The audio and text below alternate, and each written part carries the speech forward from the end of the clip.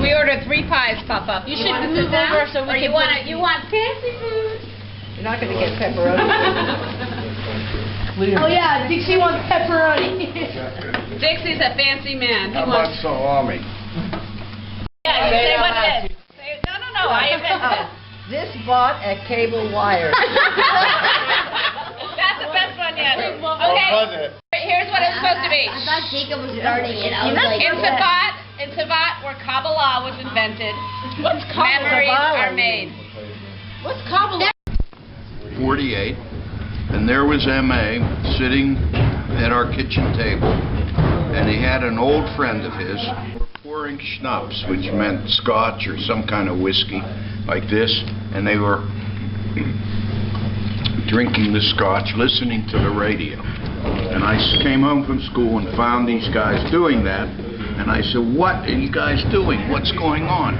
He said, "We're listening to the radio, and they've just declared a state of Israel. They've just declared, the UN has just voted, and they've declared a state of Israel." I, of course, didn't know what that meant. He was an early Zionist. He was very, very into Israel. And he single-handedly developed a system. He developed a system for getting money to Israel. Israel sells bonds. And he thought this idea up. Have you ever heard of Israel bonds? He thought of Israel bonds up? No, here's what he thought up. Here's what he thought up. He thought of a way to get money to Israel without it costing anybody very much money.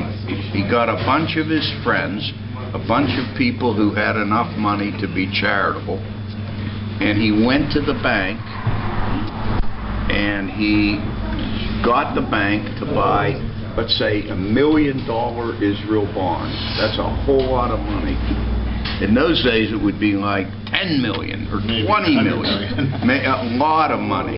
And he sold newspapers. So every day he went to this newsstand, and a newspaper then cost maybe 2 cents. And people, he had regular customers would buy. Now, one Christmas Eve, his newsstand was open on Christmas Eve, and a man came down. He would get maybe a paper was 2 cents. Somebody would give him a nickel and said, "Keep the change." A Gentile man came and bought a newspaper and gave M.A. $5. He talked about, that'd be like $100 now, and just gave him, said, "Merry Christmas," gave him $5. How old was he when he was doing this newsstand? 9 or 10. When He what? must have been older than that. I don't know how old he was. He was very young. He was young. So my real father came to see me, and my mother and M.A. left the house. I must have been 12. I was 12.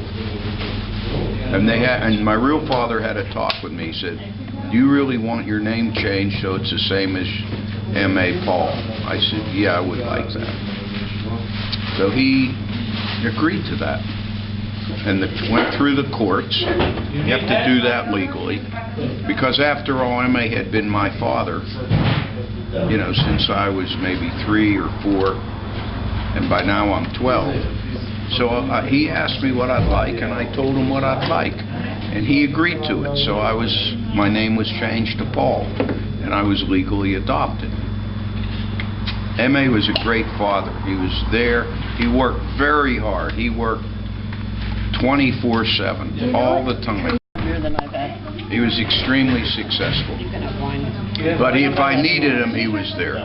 He was always there. And if he hadn't have been around, I'd have been a sissy. Because I was an only child.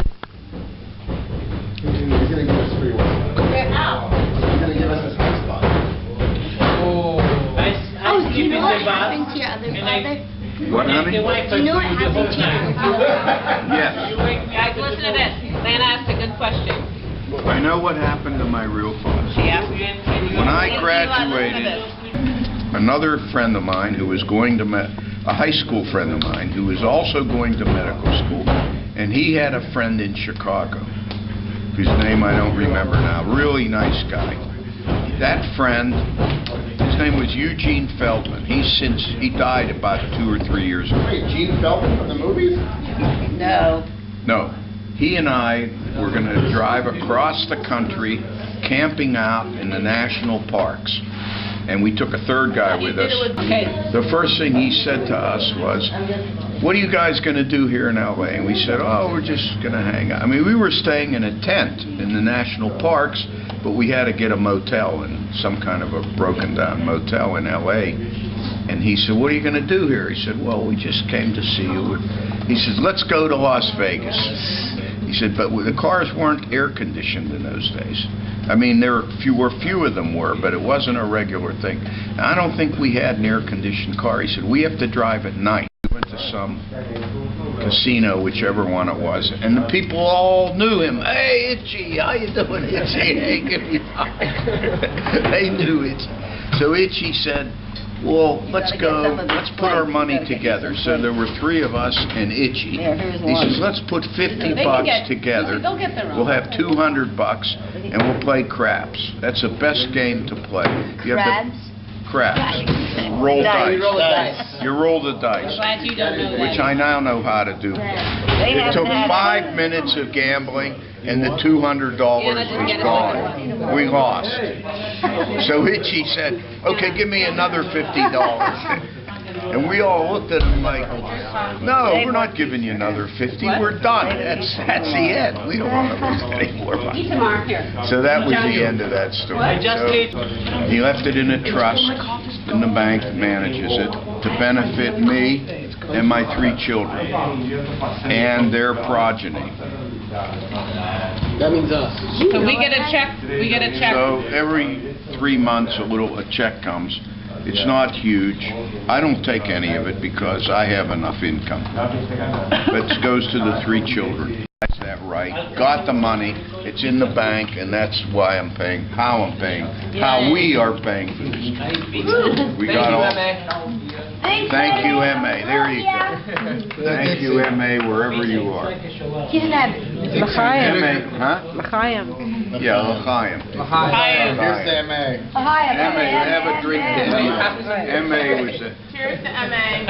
Here's to M.A. M.A. was a good man. Each of our needs more. I remember, Papa. I remember him. You remember him? These are so good. I do. I'll just share this. I just want to see it.